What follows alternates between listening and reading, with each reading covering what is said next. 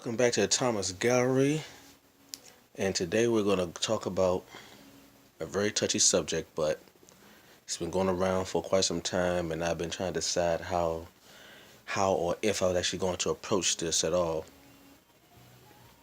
Colin Kaepernick's protest. Right now, a lot of people are divided on this subject.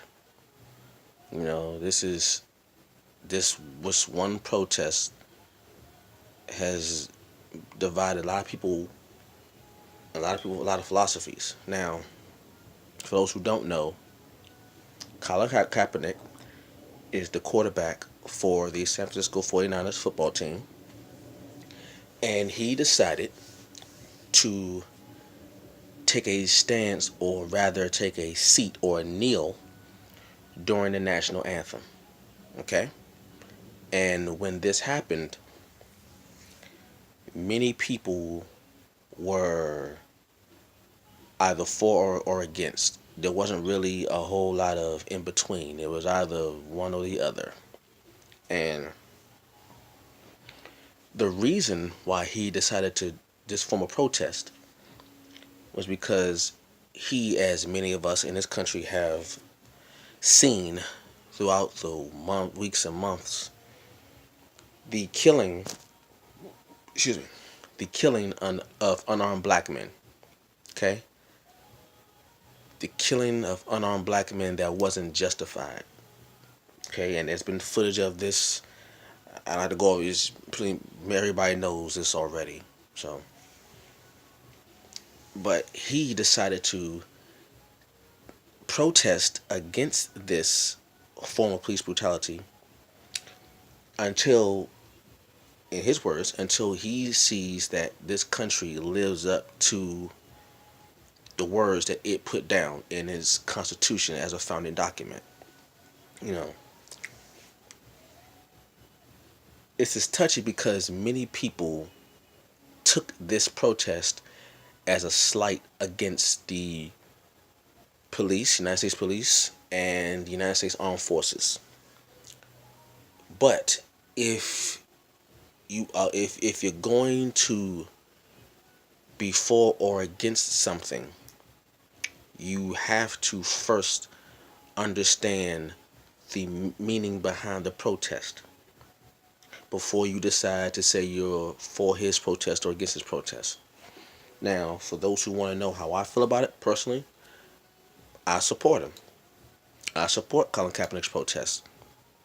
You know, there are many great things and good things. Notice my wording: great and good. There are many great and good things about this country. Okay, one of those things are we live in a country where, as a U.S. citizen, you have the right to demonstrate your disappointment, okay, with the system that you live in. All right, that's part of the First Amendment: freedom of speech, freedom of religion, freedom of expression, freedom of protest, freedom of the press. You have these rights. It's the First Amendment in the Constitution. You have these rights to protest if you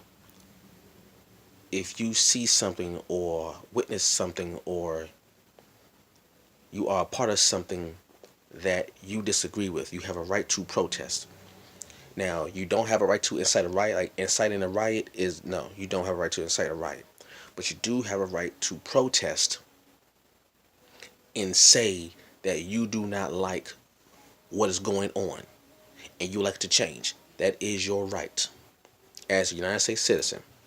And many people have taken offense to his protest. Many people see this as disrespectful to the flag and to the national anthem and to the U.S. military and to the police force. Many people see this as offensive. And the same way he has a right to protest, those people have a right to be offended. You have a right to be offended. It is your right as a United States citizen to be offended. If something offends you, you have a right to be offended. Okay? But if you're going to be offended, at least from my perspective, if you're going to be offended for the right reasons. Don't just be offended because he showed a political act. He protested. When he was asked, and then he expressed why he decided to protest in this manner, I'm only paraphrasing. He says simply because as a black person, we have a long history in this country of being systematically oppressed. I mean, you don't have to like it, but that's just the facts. As an African American or as a black person or a kidnapped African, I mean, if you want to be honest, many of the people here of color, black people here, are the descendants of kidnapped Africans. Now, you do have Africans that were already here, but you also have some who are here because they were kidnapped from Africa and brought here, okay, and turned into slaves. See, they didn't take slaves, they made slaves. They took Africans and made slaves when they brought them here. And there were rules put in place by the United States government to systematically oppress and subjugate those kidnapped Africans and their descendants. That's just the reality. Okay? The Constitution itself was a document written by slave owners. Okay? We hold these truths to be self-evident that all men are created equal. If you're going to be honest about it, that document was written by slave owners who wanted to be free from their so-called oppressor, King George III of England. So what he was saying is, if you're gonna say I'm a U.S. citizen, if you're gonna call me a U.S. citizen, the least you can do is treat me like you would treat anybody else. Now, to be honest with you, I've seen footage of unarmed black men not fighting the police at all and have been killed. I've also seen footage of a white man with a machete in his hand going after the police. They tased him twice. He didn't fall down. He took the taser things out and walked off. The police never apprehended him. So what Colin Kaepernick is simply saying is, if the law applies to everybody, then it shouldn't be any leeway or levity when it doesn't apply. If you're gonna give one a certain punishment, you have to go across the board. If it's freedom and justice for all, one nation under God, indivisible, with liberty and justice for all, if you're going to say that, you have to live by it. And if you're going to be honest, there are times we haven't lived by it. We haven't lived by it. He never said that he was against the police. He never said that. He never said that he was against the military. He never said that. Those same military people, they fought for everyone else to have the freedom to assemble, the freedom to protest. They also fought for his freedom to protest. When you fight for the freedom of people, you fight for all their freedoms. Not just, you don't fight for one and then you just skip the other ones. No. Once you fight for someone's freedom, you fight for their freedom to protest. You fight for their freedom to assemble. Fight for their freedom of speech, freedom of the press, right to bear arms, right to an assembly, right to be held at a jury of your peers. You fought for all of that. So it's a touchy subject because also he sat down to the national anthem in the NFL. And I've read all of the national anthem by Francis Scott Key. I read the whole thing. There is a third verse. For people who don't know, there's a third verse written by Francis Scott Key opposing the slaves who left the colonies. I'm sorry, not the colonies, but left the states in the 1800s to go fight for Great Britain in the War of 1812. Right? And in the third verse, what he wrote, I'm paraphrasing, but what he wrote is simply he didn't like the fact that that those former slaves left. You know, he showed disapproval. You know, he showed disapproval for it. And as a child, many children weren't taught all of the national. We know about the part that everyone sings, but many people don't know that there's actually three verses to it. The third verse is the controversial verse because that's the verse where Francis Scott Key wrote about the slaves who wanted to leave. Now, people may not like that, but you gotta remember, if you're going, he protested. That's his right to protest. So you can get mad at his protest, but were you mad at the members in Boston for dumping the tea and fighting against King George? They were protesting. So how was one protest better than the other? The members of the 13 colonies didn't want to be under King George anymore, King George III anymore. So they rebelled. They protested. They did a whole lot more than Colin Kaepernick did. They fought the British. He just took a knee. He just sat down. They fought the British to win their freedom. To win their freedom that Colin Kaepernick is showing. So how is it the members of the 13 colonies fighting against Great Britain are heroes for protesting, but Colin Kaepernick is seen as a bad person? I don't think he's a bad person. I think he is a highly intelligent person who knew his rights and demonstrated it. And for people to say that they shouldn't do a national anthem during a football game, what people don't realize is that it wasn't that long ago where the NFL actually started doing that. For the majority of the NFL's history, the NFL players didn't even go out to the field during the national anthem. They stayed in the locker room. It wasn't until 2009 where they actually started to have the football players go out on the field during the national anthem, simply to boost the numbers of the military.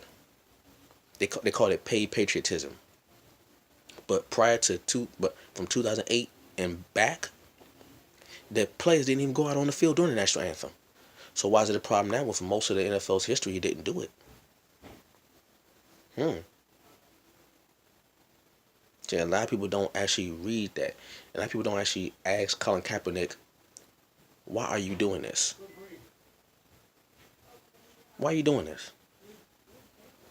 A lot of people want to actually go off their emotions and not think about the reason behind the action. You don't have to agree with it. You don't have to agree with the stance. That's fine. The same way it's his right to protest, it's also your right to not agree with what he does.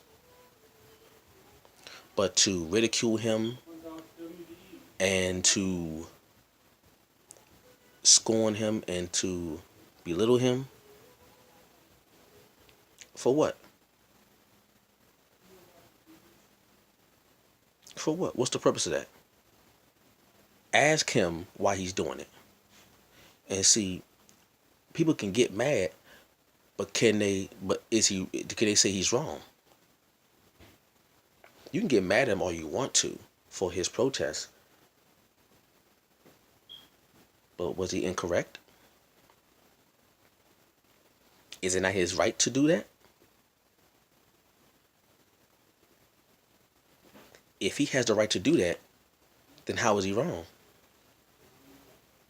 I mean, he's only doing what is his quote unquote right as a U.S. citizen. I mean, if you the right to bear arms is just as important as the First Amendment. just as important.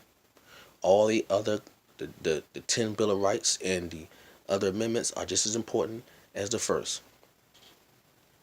When you fight for one right, you fight for all of them. You don't get to pick and choose what right you get to fight for. And as a U.S. citizen, you have a right to use every last one of those Constitution amendments. You have every single right. According to them, that's your right as a U.S. citizen. So how can you fault him for doing what he was told that he could do? Well, he was told this isn't right. His inalienable right, endowed by his Creator, of life, liberty, and the pursuit of happiness. He was told, like I was told, like everybody was told, as a U.S. citizen, you have these rights: the freedom of speech, freedom of the press, freedom of assembly, freedom of protest. These are your rights. So if these are your rights, you fought for them. The military, the police are there to protect and serve. They are servants. The police are there to serve the people of this country. So if he wants to serve, if he wants to protest, you serve him by allowing him to protest safely. He never told anybody to go out there and riot. He never said to kill anybody. He never said don't join the military. He never said don't join the police. Never said that. He never said not one disrespectful remark to anyone. All he said was, as a U.S. citizen, I am evoking my First Amendment right to protest against a system that at this particular point is doing things that he does not agree with. That's one of the beauties of being a U.S. citizen. At least that's what they say. That's what they say. It's the greatest country in the world because you have these freedoms. So why not allow this person to have their freedoms? Or do you not like the fact he's using the freedom of something that he doesn't like? If he was using his freedom of speech to protest something that everybody liked, then what? But he sees something going on that he does not agree with. And with his celebrity and his visibility in the media, he took it upon himself to put himself on the front line. And it can cost him a lot of things. It can cost him endorsements, which it did, which cost him money. It could have possibly cost him friendships and, close ties with people. People who looked up to him before probably don't want to be around him anymore. Doing that cost. The same way how it cost the founding fathers when they protested against the king. It cost them. People died during that time. The same way how in the civil rights movement, the Montgomery bus boycotts, it cost them. But that's their right. So I don't see a problem with it. I don't see a problem with it. He's not harming anybody. He didn't tell anybody to harm somebody. Not once did he say that. So, to be clear, I agree with him. I salute him for that. I commend him for that. I commend him for being politically aware of his rights and his freedoms and using them. Not when it's comfortable, but in times where it's not comfortable. See, it's easy to talk big when things are comfortable for you. But he's talking when things are not comfortable for him. And he has not wavered. I commend him for that. He made a stance. He stood behind it. He's not running away from anything. He's not running away from the controversy when people ask him questions. He's not ducking. He's not dodging the questions. He's not pussyfooting around. He said, he made a statement. He's demonstrating his statement, and he hasn't wavered. I respect that. People don't have to like it, but the least you could do is respect it as a U.S. citizen. Hey, and it's just a protest. The protest doesn't begin and end with him. The protest is supposed to go forward. So, because all he wants is for the system that is in place where these unarmed killings are going on unpenalized to stop. There's a system in place that apparently is broken. And he's making a protest to bring attention to the fact that this system is broken. And he wants to fix it because I know he loves his country. He doesn't want to live in a broken country. He doesn't want to live in a broken system. He wants the system to be fixed. And how is he doing that? By demonstrating one of his rights as a U.S. citizen. That's patriotism. That's according to the laws of the land. According to the laws of the land, if something is going on in this country and you do not like it, not only is it your right, but it's actually your duty to bring attention to it to get it changed. That's in the Constitution. It is the duty of the citizen to bring attention to the problems as they see it so it can get changed. So if he didn't protest, by definition, it'd be more unpatriotic if he didn't protest. If he knew if there's a situation going on that he did not like, he didn't protest, that is actually unpatriotic according to the Constitution.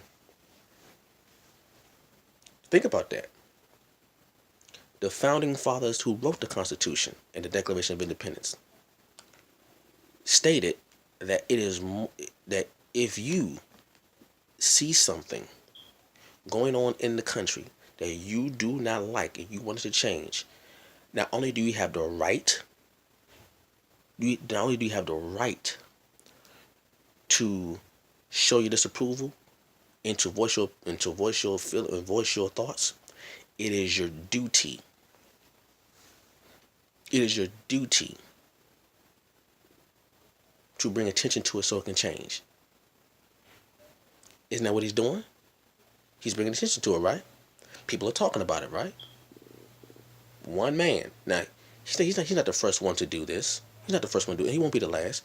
There have been plenty of others before him, and there are other people with him, alongside him. There will be people after him that see things that are not right within this country, and they want to see change. They want to see America. See, that's the thing. When people say "Make America Great Again," no. The question is to make America great again. The question is to make America good. Because great and good are not synonyms. Great, by definition, means a scale of measure. Large. Great means large. Good is intention. So it's not make America great. It's make America good. It's simply to make America live up to what it wrote down. Because if the founding fathers were to just say these words and no one wrote it down, then anybody can just interpret whatever. But these people wrote these things down. It's documented. It's on public record. It's in a museum. People can read the rights that every citizen in this country has. So once you did that, you can hold whomever you want to hold accountable. So whomever. According to the laws of the land, you have the right and the duty to hold the people who serve you, all the three branches of government: legislative, executive, and judicial. The U.S. government, as a U.S. citizen, the power is in the hands of the U.S. citizen to hold the people that they put in power. At least that's what it says. That's what we were taught. That if the power is in the people's hands, the people put the governor and the congressperson and the president and the mayor and the sheriff and the deputy in power. So that means you serve the people. And when you, as a servant of the people, are doing something that we don't approve of, we have the right to show our disapproval. We also have the right to remove you from your office and put in someone that we deem worthy of that position. That's not my words. That's in the that's in the rule book. The rule book says if you're not doing a good job, if if this stuff is going on under your leadership, we have the right and duty to remove you and put in somebody who will do right by the citizens. Not my words. This is not my opinion. This is all written down, documented. So all Colin Kaepernick was doing, all he is doing, because he's still protesting. All Colin Kaepernick is doing is showing his political dissidence as a U.S. citizen, his rights. What's more patriotic than that? Ain't that what the flag's supposed to represent? That's what it said it is. So, I know it's a touchy subject, and people are going to be on the fence about a lot of things, either for this or against this. That's fine. You have a right to be upset. You have a right to be offended. The same way he has a right to protest, you have a right to be offended. It is everybody's right to think what they want to think and feel what they want to feel. You have a right to your opinion. You have a right to your opinion, but you do not have a right to the facts. Okay? So that's all I say on that. And I will catch you all later. Peace.